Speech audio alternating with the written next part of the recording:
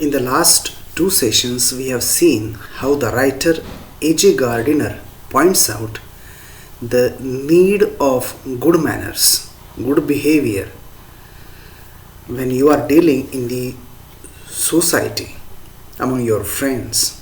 Okay, how the words like please, thank you, sorry, they are really very necessary to keep our life moving smoothly.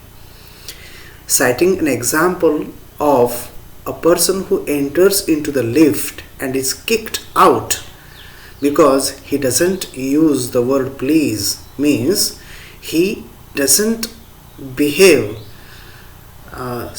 mannerly with the liftman, and it angers the liftman and he responds harshly. Today we will resume from page number 16, the second paragraph. I should like to feature in this connection my friend, the polite conductor. I should like to feature. Feature means to present. In this connection, in what connection? In the connection as how manners, good manners is necessary to make the life really smooth. I should like to feature in this connection my friend, a polite conductor. Now he uses the adjective polite for the conductor and then he explains why he used it. By this discriminating title, I do not intend to suggest a rebuke to conductors generally. By this discriminating title, which title? Polite conductor is rather a discriminating title, and he says that I do not intend, means this is not my inclination, मला असं म्हणायचं नाही. I do not want to suggest a rebuke to conductors generally, means conductors in general, means normally बाबा conductors ना मला असं काही discriminate करायचं नाही की हां मी जो तुम्हाला आता ज्याचं एक्झाम्पल सांगणार आहे तो पोलाईट कंडक्टर आणि बाकीचे काही पोलाईट नसतात का, असं मला म्हणायचं नाही की बाकीचे पोलाईट नसतात म्हणून. On the contrary I am disposed to think, means I am inclined to think, मी असा विचार करायला तयार आहे that there are few classes of men who come through the ordeal of a very trying calling. शब्द पहा, trying means irritating calling. जेव्हा call करतात ते फार त्रासदायक कॉल करतात. better than bus conductors do. म्हणजे फार कमी लोक असे आहेत की ज्यांना ह्या अग्निदिव्यातून, ordeal is very a tough task, that is ordeal, अग्निदिव्य ऑर्डियल. फार कमी लोक असे आहेत की ज्यांना या अग्निदिव्यामधून पार पडावं लागतं. जसं बिचाऱ्या आमच्या बस कंडक्टर्सना कसं ट्राईंग कॉलिंग करावं लागतं, त्यांना इरिटेटिंग कॉल करावा लागतो. बोलताना समोरच्यांशी मोठं इरिटेटिंगली बोलावं लागतं आहे ना. तुम्ही कधी गव्हर्नमेंट ऑफिसेसमध्ये जाऊन पहा, बऱ्याच ठिकाणी तुम्हाला अनुभव येईल की तुम्हाला जेव्हा ते ट्रीट करतात किंवा तुमच्याशी जेव्हा ते बोलतात त्यांच्या चेहऱ्यावरती खूप कुठेही असं वेलकमिंग, स्माइलिंग असे कुठेच भाव नसतात है ना. ते इरिटेटिंग असतात, ते तुम्हाला टरकवण्याचा प्रयत्न केल्यासारखं बोलतात, हो की नाही. अशीच एक स्पेसिमेन म्हणजे बस कंडक्टर्स, त्यांना बिचाऱ्यांना इरिटेटिंगच कॉल करावं लागतं. असा विचार करायला मी तयार आहे हा म्हणतो. Here and there you will meet an unpleasant specimen, नमुने, specimen, unpleasant, दुःखी नमुने. Here and there you will meet an unpleasant specimen who regards the passengers as his natural enemies, as creatures whose chief purpose on the bus is to cheat him, and who can only be kept reasonably honest by a loud voice and an aggressive manner.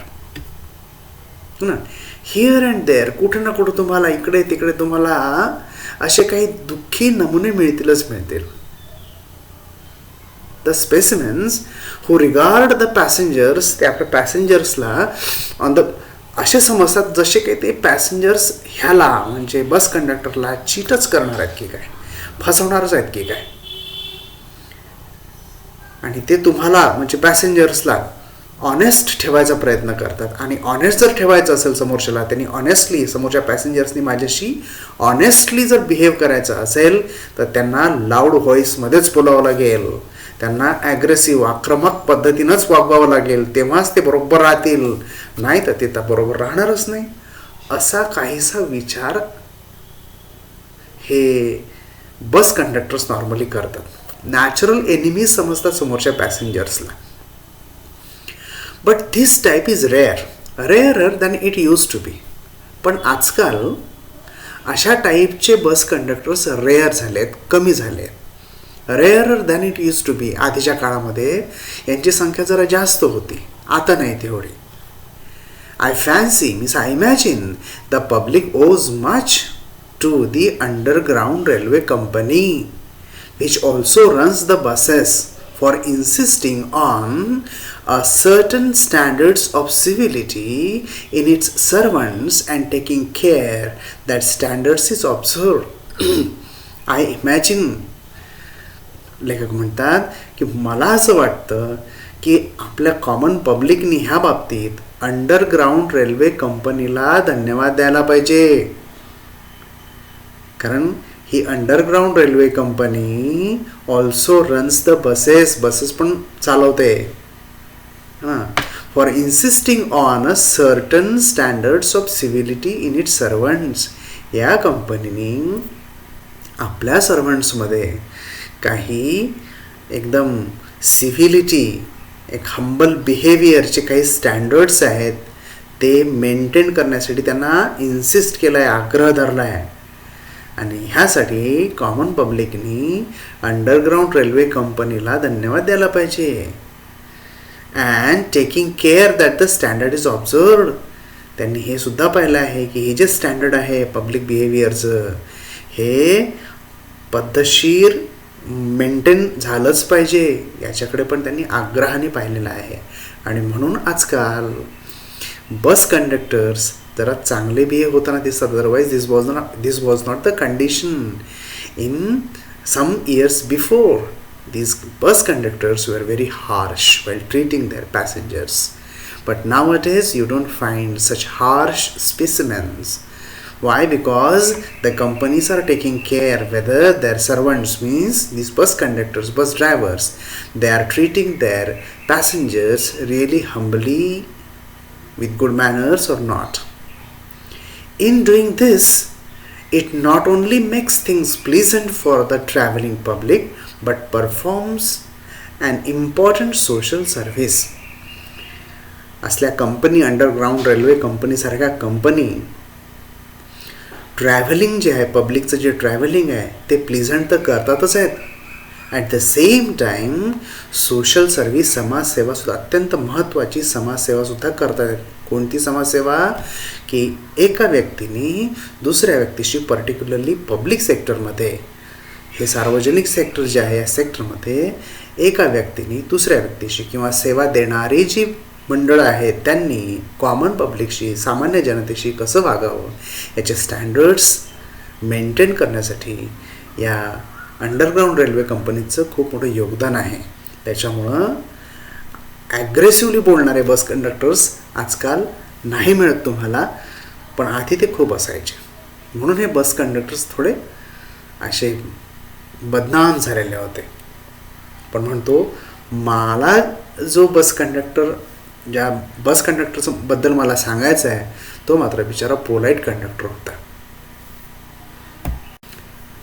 It is not therefore with any feeling of unfriendliness to conductors as a class that I pay a tribute to a particular member of that class.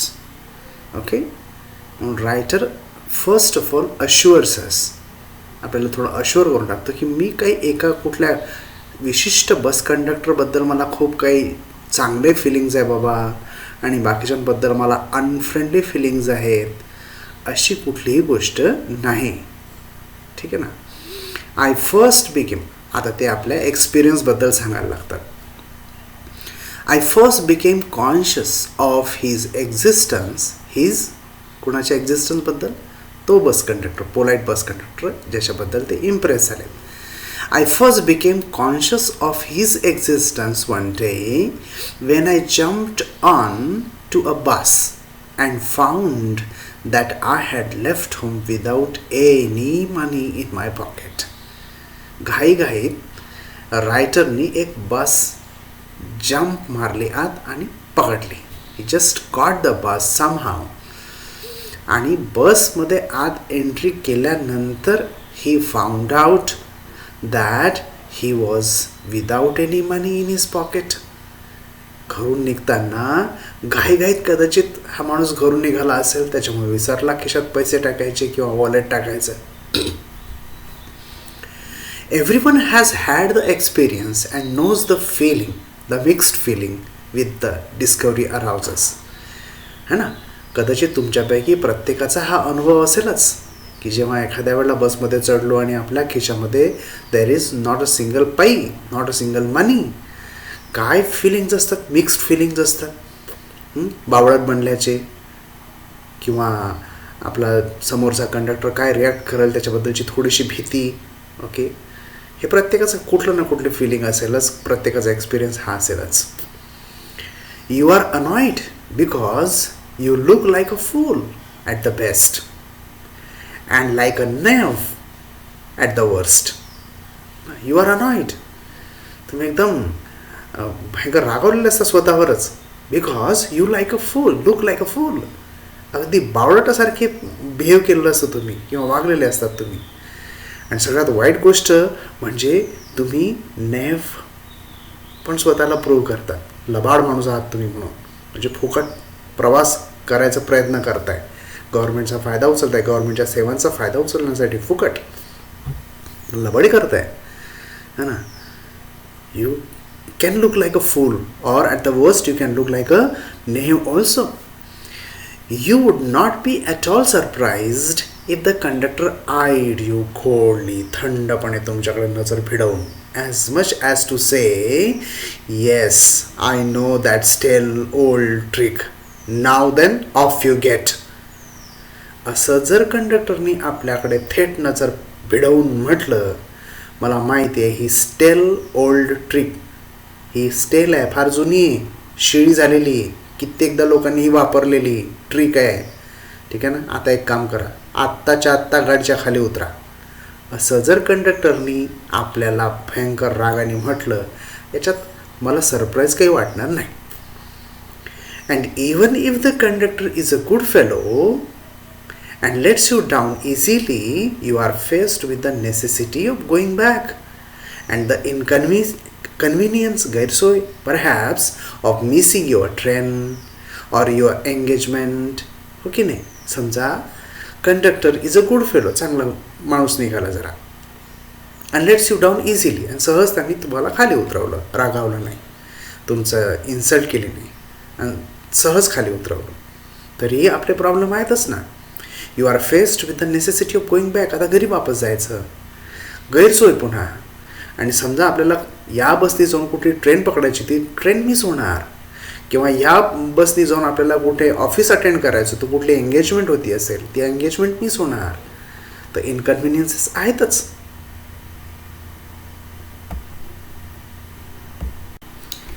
Having searched my pockets in vain for stray coppers and having found I was utterly penniless, I told the conductor with as honest a face as I could assume that I couldn't pay the fare and must go back for money. Having searched my pockets in vain, fruitlessly.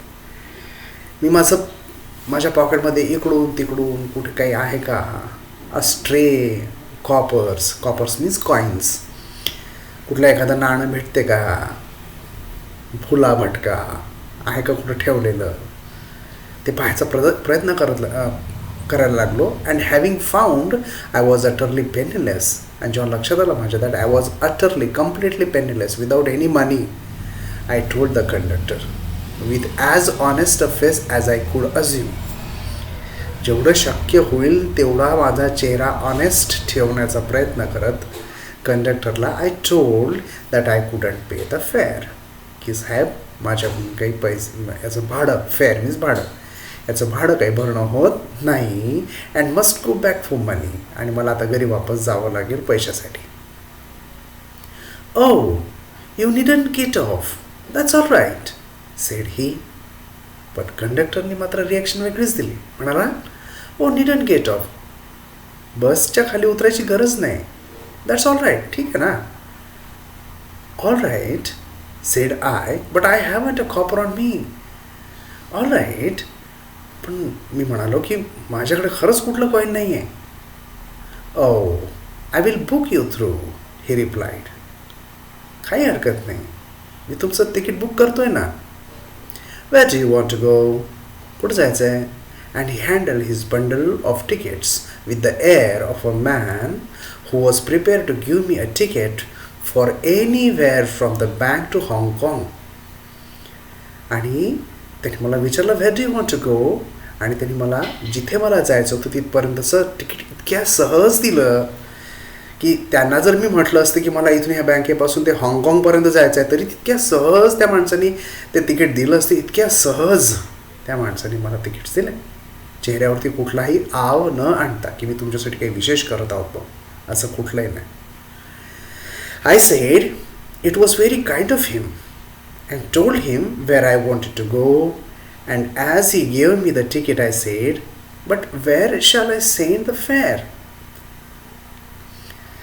मी त्यांना thanks म्हटलं, त्यांना सांगितलं की मला इथे अमुक अमुक ठिकाणी जायचं आहे. जेव्हा त्यांनी मला तिकीट दिली ना, त्यावेळेला मी त्यांना विचारलं की मला हे पैसे कुठे पाठवायचे, कारण आता माझ्याकडे पैसे नाही, पण मी पैसे मग द्यायचे कोणाला, हे सगळे कुठे द्यायचे तुम्हाला.